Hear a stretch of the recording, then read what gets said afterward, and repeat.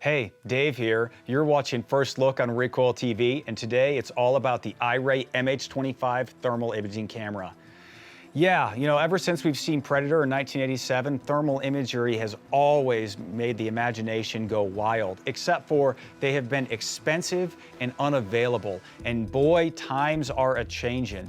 Ever since lockdown started, the demand for small thermal cameras has gone up, and we're even seeing them as part of access control in small and medium businesses, not just giant defense contractors. And this little guy here, about the size of a PVS-14 and only 9.3 ounces fully loaded, has an awful lot of capability.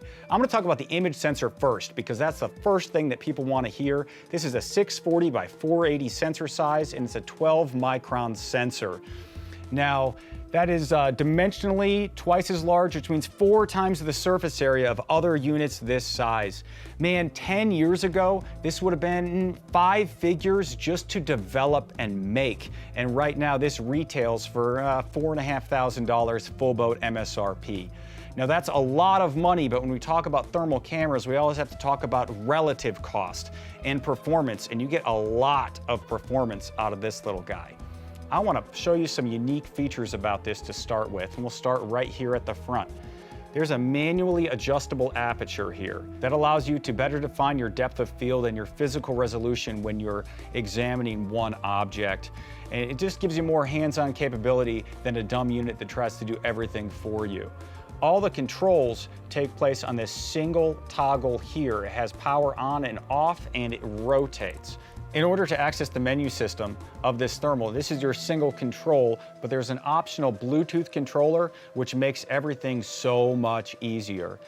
In terms of power, this can run on a single CR123 battery, a rechargeable 16340, of which it ships with 2, or a USB-C power pack. And this unit uses USB-C for more than just power. Through this USB-C port on the front, this is for power, but then also for transferring video. The MH25 actually ships with all the cables that you need. There is a high-quality USB-C cable with an angled head, which is especially important if you want to have a battery pack mounted. And there's also one that has an AV out. It does not have any internal recording of images or videos, and we wish we could see that in the future.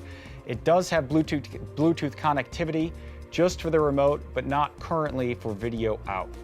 The MH25 is also compatible with all PVS-14 eyepieces. You can rotate this out, put your PVS-14 eyepiece in. It gives you a better field of view. It gives you a closer to true 1x and gives you better diopter adjustment. It's enough of an advantage that we wish it was bundled in with this from the outset, but this is totally usable.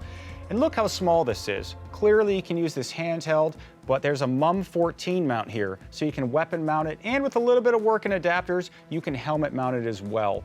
Generally speaking, we find thermal to be the most useful for target spotting and target identification, but in terms of navigation and using on the move, you're not gonna have this helmet mounted and making like a fusion system.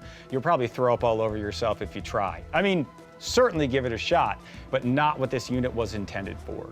In terms of balancing price, capability, and mobility, the MH25 checks an awful lot of boxes. If you're on the market for a thermal camera, especially a small little one like this, head over to iRay right now.